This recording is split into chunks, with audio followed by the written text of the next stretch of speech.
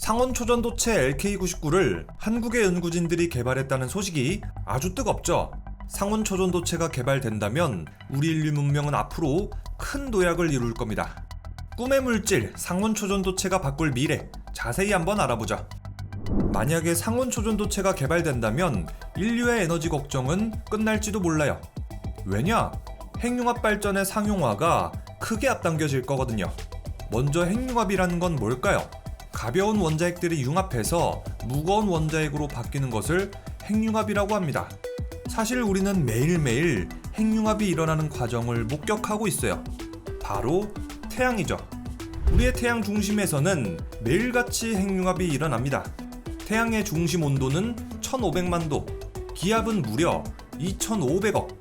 이렇게 태양 중심의 초고온, 초고압의 환경에서 수소 원자핵들이 서로 충돌, 결합해서 헬륨 원자핵으로 바뀌는 핵융합 반응이 일어납니다.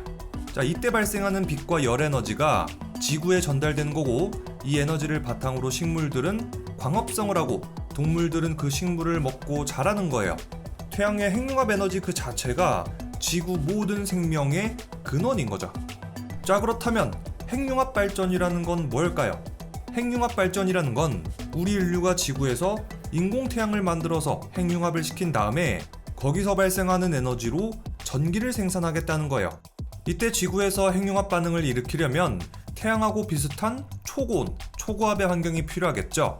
그런데 지구의 경우에는 해수면 기준으로는 1기압밖에 안 되잖아요.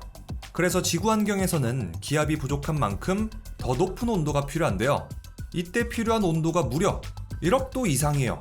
1억 도 이상이 돼야만 핵융합 반응이 시작될 수 있거든요. 한국의 K스타가 토카막 방식의 핵융합로로 아주 유명해요.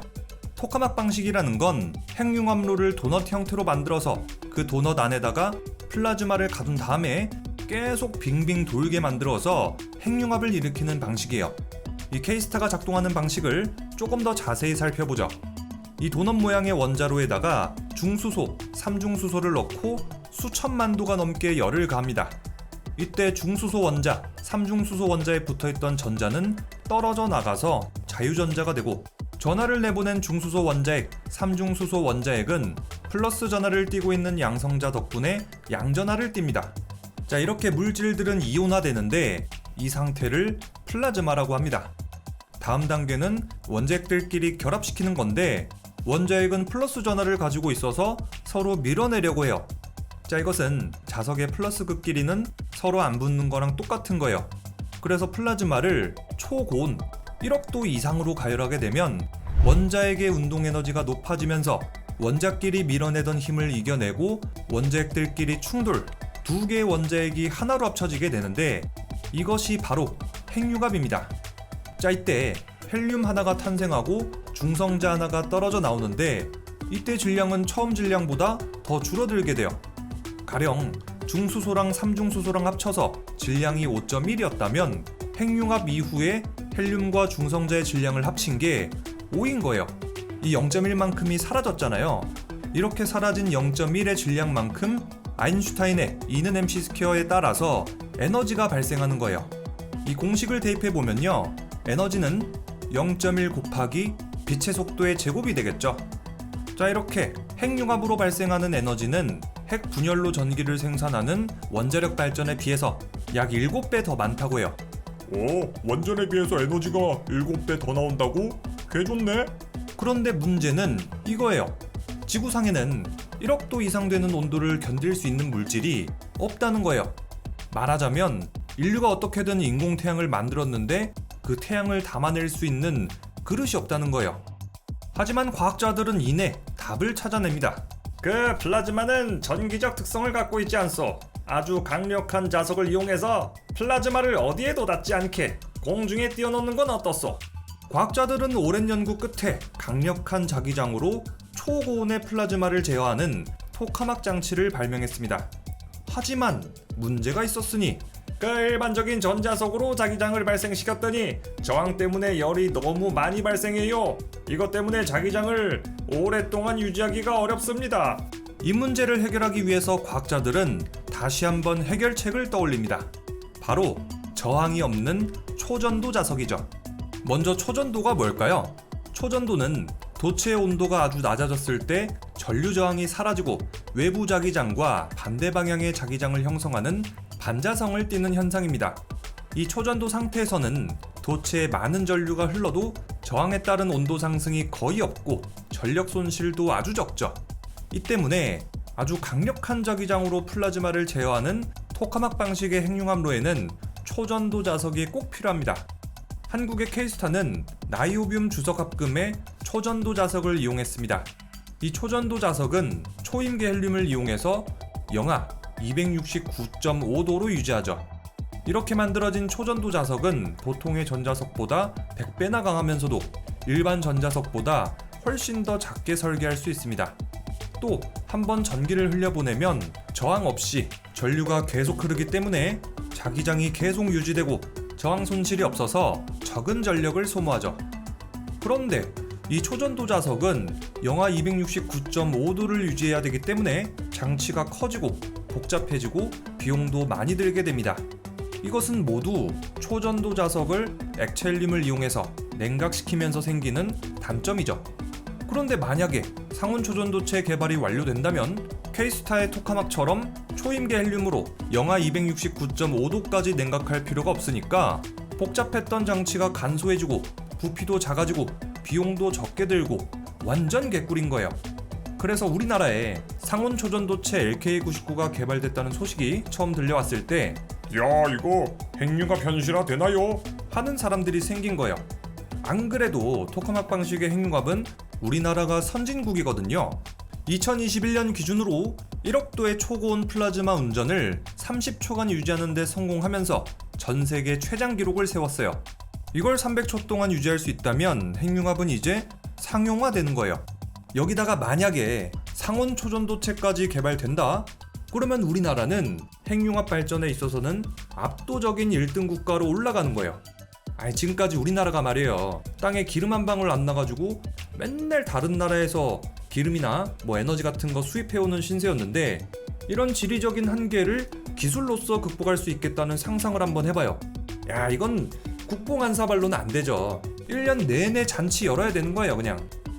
물론 상온 초전도체 개발이 완료됐다고 해서 핵융합이 바로 상용화되는 건 아니에요.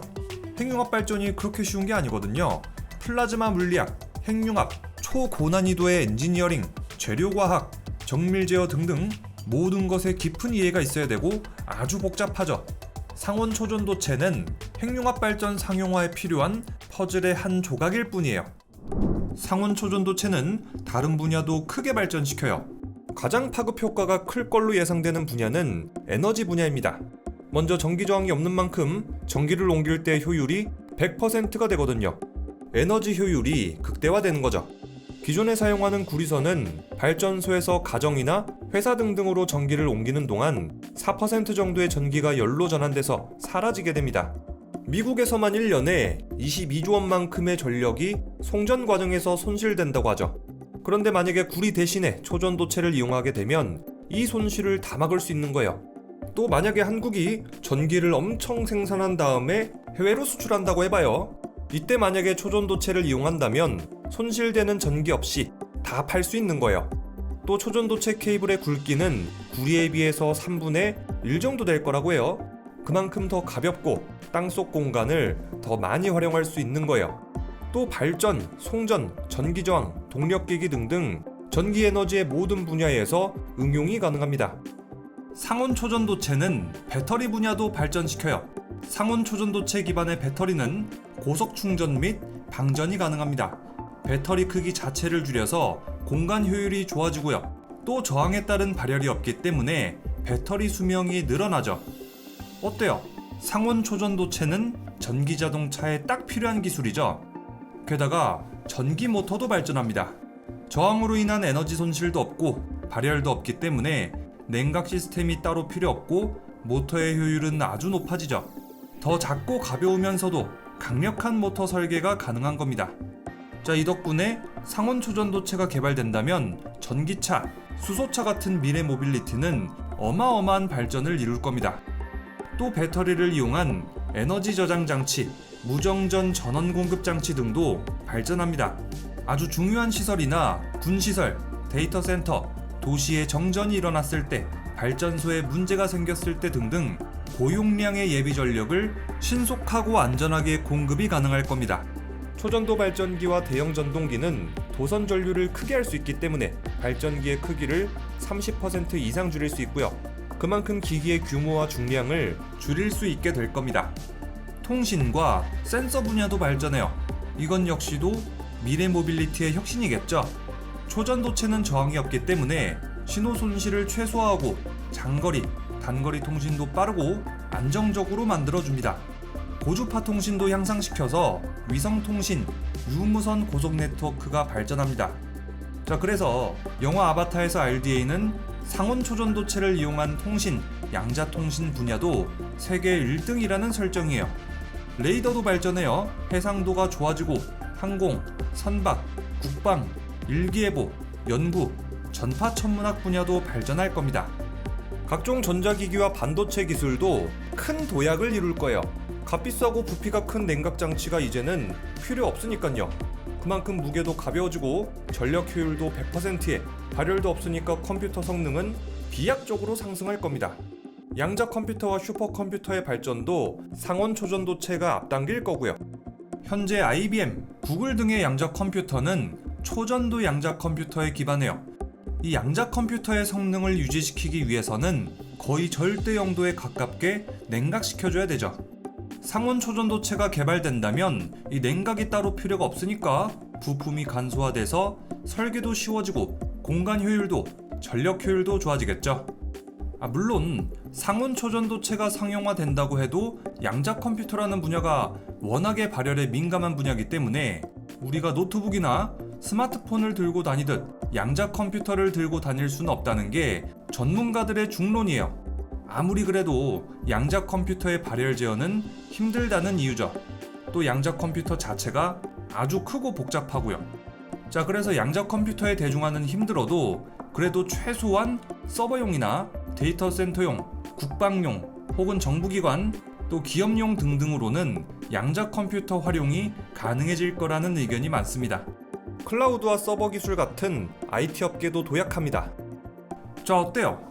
이 정도면 거의 전기가 필요한 거의 모든 분야가 이 상온 초전도체 덕분에 발전한다고 보면 되겠죠. 현대사회가 워낙에 전기 또 전자기기를 많이 사용하다 보니까 사실 상온 초전도체가 발전시키지 못하는 분야를 찾는 게 더 어려울 정도예요. 상온 초전도체가 바꿀 미래 조금 더 알아보자.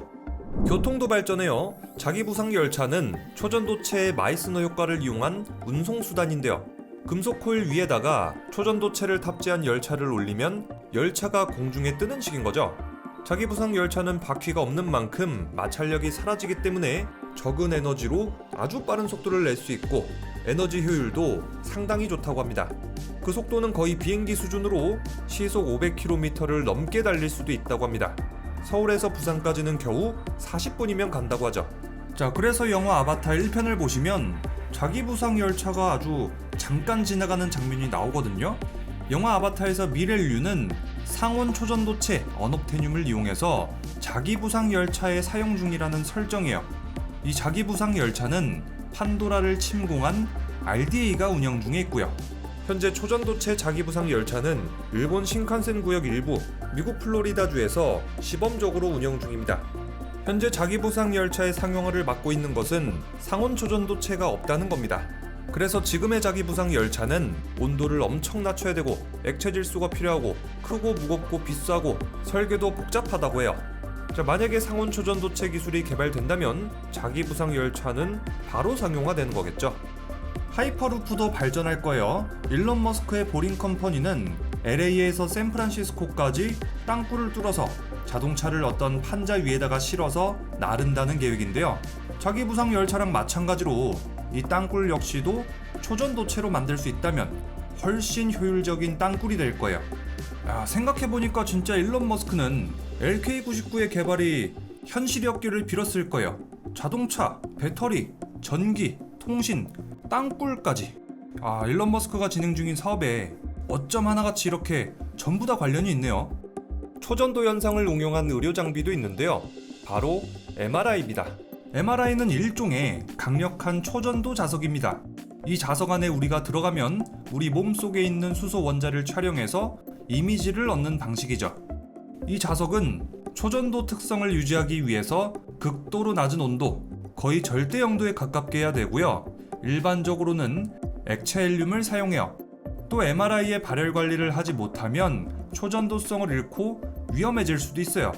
그래서 이 MRI 장치에는 발열 관리를 하기 위해서 추가적인 냉각 장치를 단다고 하죠. 그래서 MRI 촬영 가격이 비싼 거예요.